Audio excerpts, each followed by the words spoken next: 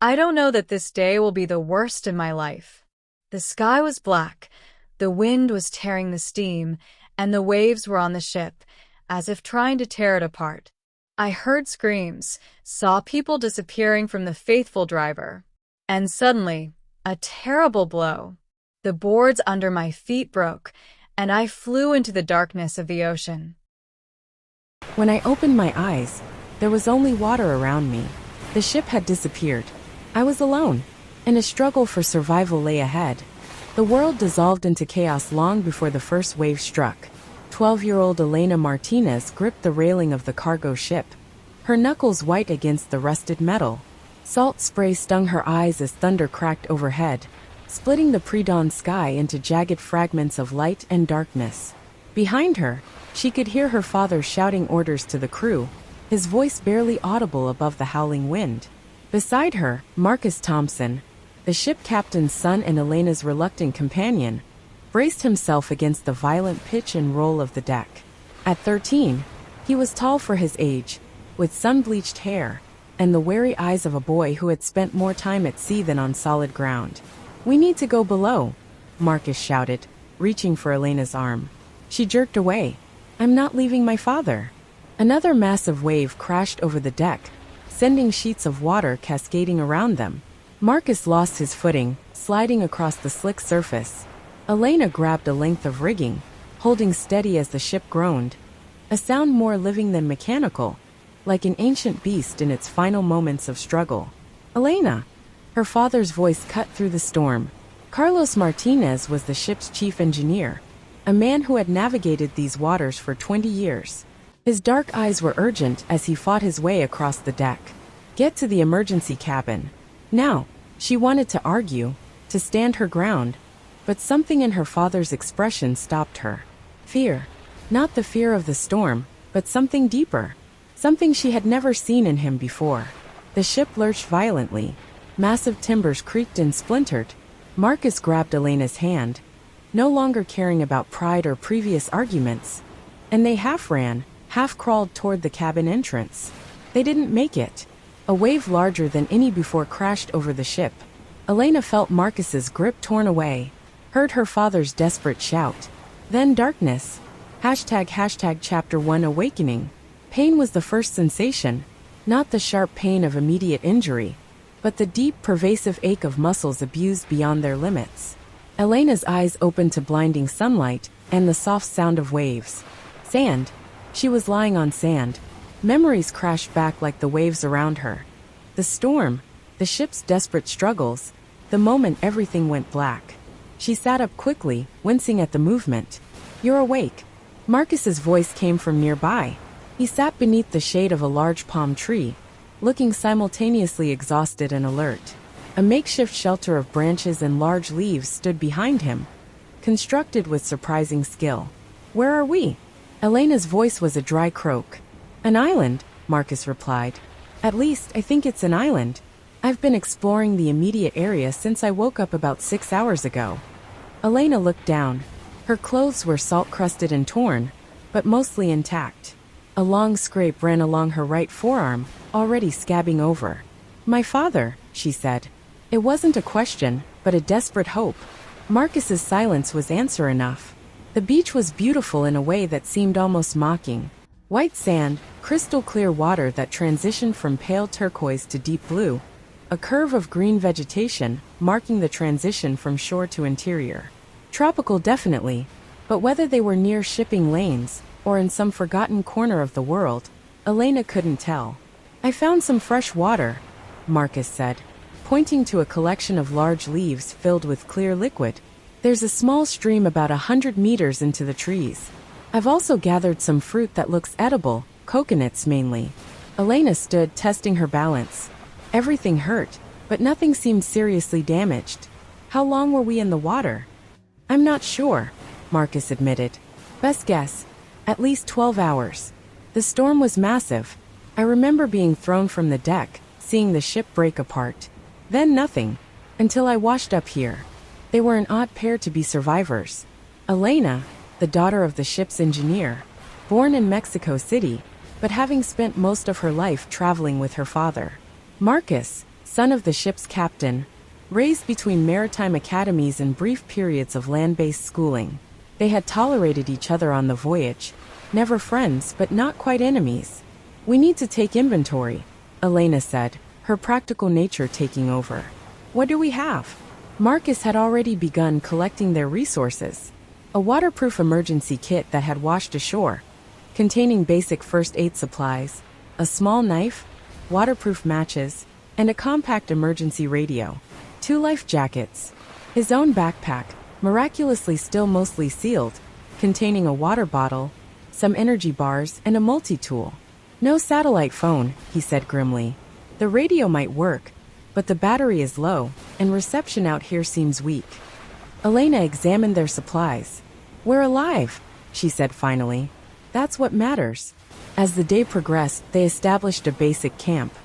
Marcus's knowledge of wilderness survival, learned through various youth training programs, proved invaluable.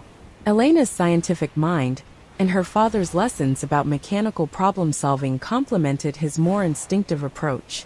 By sunset they had a shelter constructed from palm fronds and driftwood, a small fire pit, fresh water collected and purified using Marcus's matches, and some cloth from their emergency kit.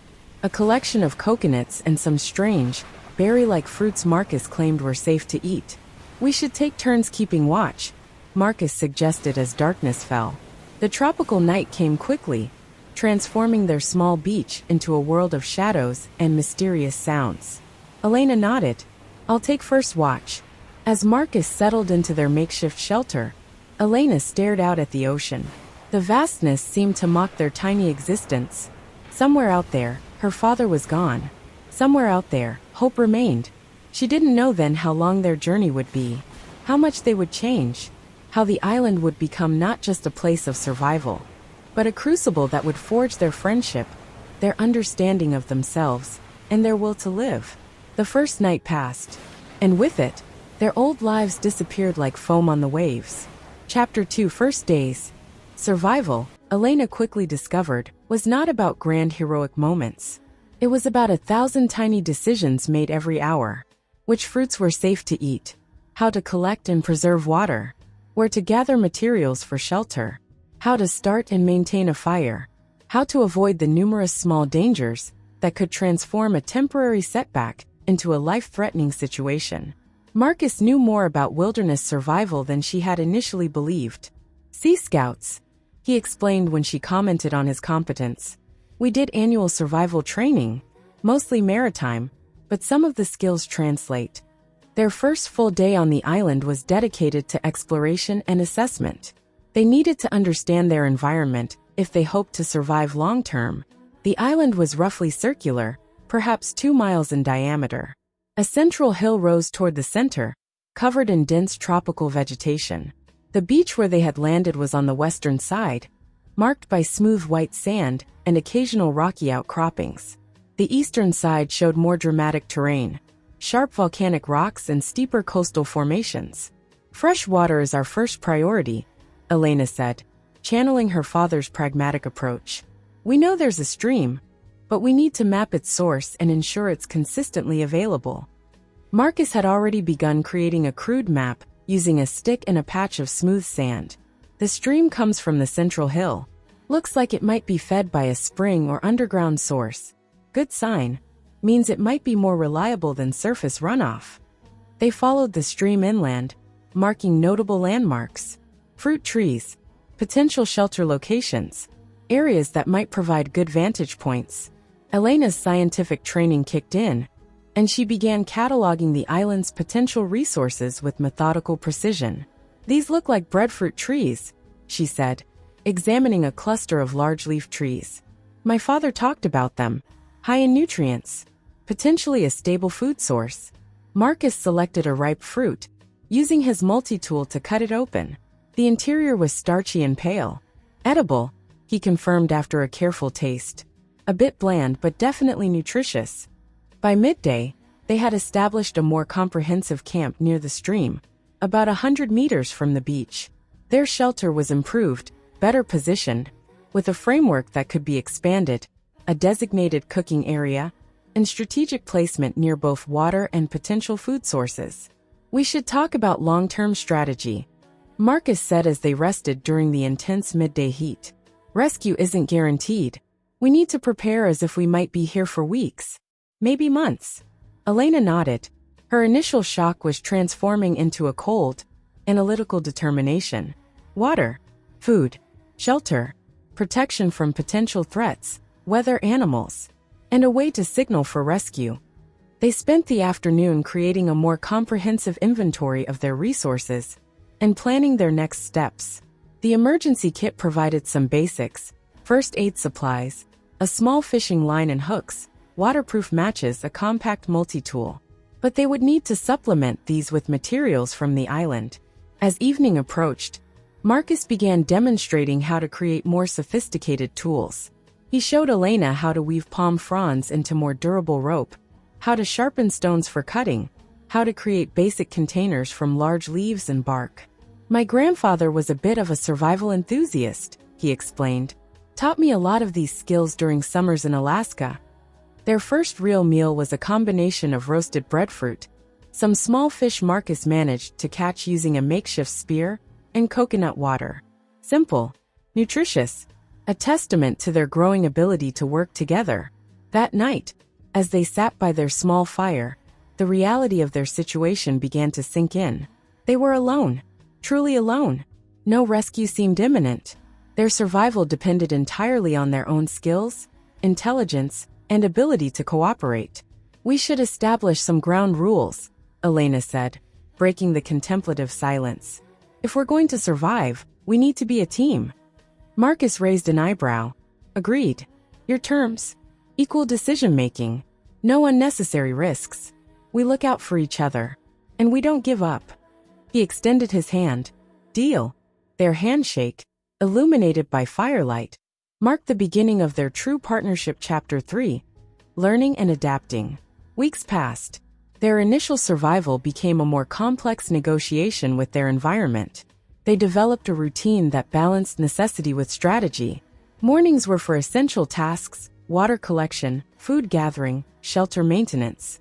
Afternoons were dedicated to exploration, tool-making, and long-term planning. Marcus's practical skills and Elena's analytical mind proved a powerful combination. Where he might approach a problem through intuition and trial and error, she would break it down systematically, looking for underlying principles. Their tool-making evolved rapidly. Simple stone knives became more refined. They learned to create more durable cordage from plant fibers. Marcus demonstrated how to start fire using friction, a skill that fascinated Elena and represented a significant survival milestone. It's about consistent motion and the right materials, he explained, showing her the technique with a wooden drill and a flat piece of softwood. Friction creates heat. Heat creates ember. Ember becomes fire. After several attempts, Elena mastered the technique. Her excitement was palpable, not just at creating fire, but at understanding the fundamental physical process. Food became more diverse. They identified multiple edible plants, breadfruit, coconuts, several varieties of berries. Marcus's fishing skills improved, and they supplemented their diet with small reef fish and the occasional crab or mollusk. We're getting better at this, Elena observed one evening as they prepared a meal of grilled fish and roasted breadfruit. Marcus nodded. Adaptation. That's what survival is really about. Their shelter became more sophisticated. They discovered a small cave near the stream that could serve as a more permanent living space, protected from potential storms, with a natural water source nearby. They reinforced its entrance, created storage areas, and slowly transformed it into a true home. But survival was more than just practical skills. It was also about maintaining mental resilience. They talked, truly talked, in a way they never had during their initial weeks on the cargo ship. Marcus shared stories about his family, his mother who was a marine biologist, his grandfather's wilderness adventures. Elena spoke about her father, about growing up between different ports and cultures, about her dreams of becoming an engineer. I always thought I'd design sustainable infrastructure, she said one evening. Water treatment systems for developing communities. Now, she gestured around their cave home. Now you're actually living those principles, Marcus finished for her. Their conversation revealed depths they hadn't previously recognized in each other. Marcus wasn't just a somewhat arrogant ship captain's son. He was genuinely curious, with a deep respect for scientific principles. Elena wasn't merely the serious daughter of the ship's engineer. She had a dry sense of humor and a remarkable capacity for creative problem-solving. They developed a system of mutual support that went beyond mere survival. When one struggled, the other provided encouragement. When challenges seemed insurmountable, they broke problems into manageable components. Not everything was perfect. They argued. They got frustrated. The close quarters and constant necessity for cooperation sometimes created tension, but they always found a way to resolve conflicts, recognizing that their survival depended on maintaining their partnership. As months passed, they tracked time using careful marks on the cave wall. They created a comprehensive map of the island. They developed contingency plans for potential scenarios, storm damage, injury, potential threats. And always in the background was the hope of rescue. The emergency radio, carefully preserved and used sparingly, became their connection to the outside world. They took turns scanning frequencies, sending out occasional distress signals. Silence was their most frequent response, but they did not lose hope. Chapter 4: Challenges and Discoveries. The first major challenge came with the arrival of storm season. They had prepared, of course.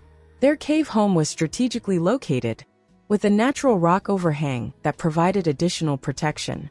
They had stored food, created waterproof containers, and developed a comprehensive plan for potential extreme weather. But no preparation could fully anticipate nature's fury. The storm arrived with little warning, a massive tropical system that transformed their peaceful island into a battlefield of wind and water. For 3 days, they were essentially prisoners in their cave, listening to the world outside being systematically dismantled. Massive waves crashed against the coastline. Trees that had stood for decades were torn from the ground.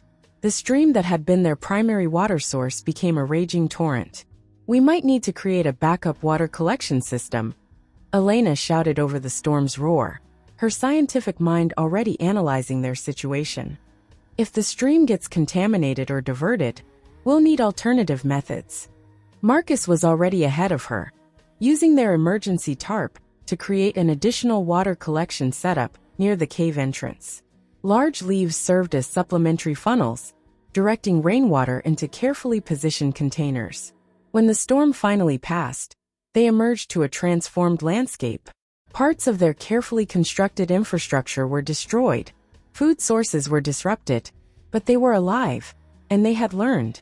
"This is why we always have backup plans," Marcus said, surveying the damage with a mixture of resignation and determination. Reconstruction became their primary focus.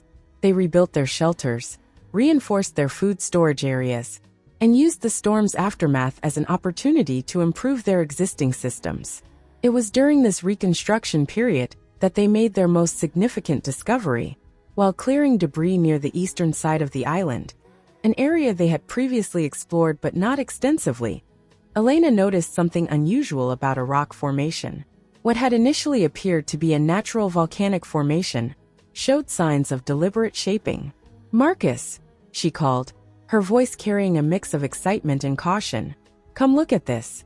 The rock formation, upon closer examination, was not entirely natural. Subtle carved lines were visible, too precise to be purely the result of geological processes. A symbol barely visible was etched into one of the stone surfaces. "This isn't random," Elena said. "Someone was here. Maybe long ago, but definitely intentionally." Their discovery sparked a new phase of exploration.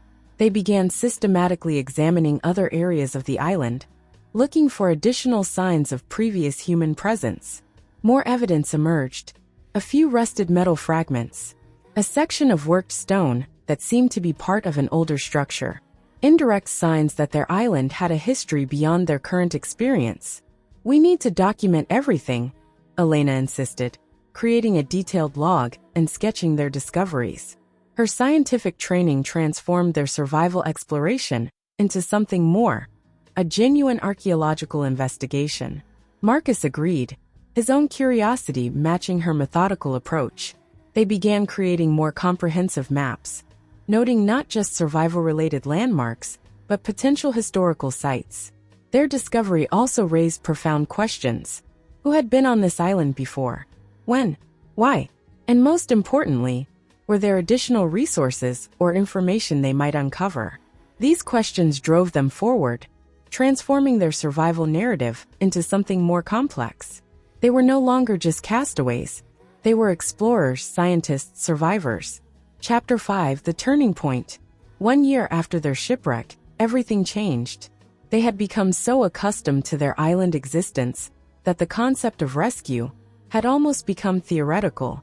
Their daily life was a precise, well-choreographed dance of survival and exploration. They had mapped every inch of their small world, developed sophisticated tools, and created a living environment that was both functional and, in its own way, comfortable. Elena had become an expert fisherwoman, her initial clumsiness replaced by fluid, precise movements. Marcus could start a fire using multiple methods, construct complex tools, and navigate their island with the confidence of a native inhabitant. Their discovery of the mysterious stone carvings had opened up a new dimension of investigation. They had begun to theorize about the island's potential history. Was it once a stopping point for ancient maritime cultures? A hidden refuge? A location with some specific cultural or spiritual significance? The radio, their sole connection to the outside world, had been their most precious piece of technology. Used sparingly to preserve battery life, it had become a ritual. 15 minutes each day, scanning frequencies, sending out carefully constructed distress signals. Silence had been their primary response. Until that morning, Marcus was maintaining their tool collection when Elena burst into their cave, the emergency radio clutched in her hand. Her face was a mixture of emotions: excitement, disbelief, hope. "I heard something," she said, her voice vibrating with tension.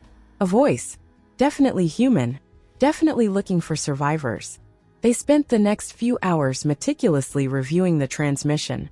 Using skills they had developed over months of careful observation and analysis, they triangulated potential origin points, decoded fragments of conversation. A search and rescue mission, systematically investigating areas where ships had been reported missing over the past year. Their transmission had been part of a standard communication check. "We need to signal back," Marcus said.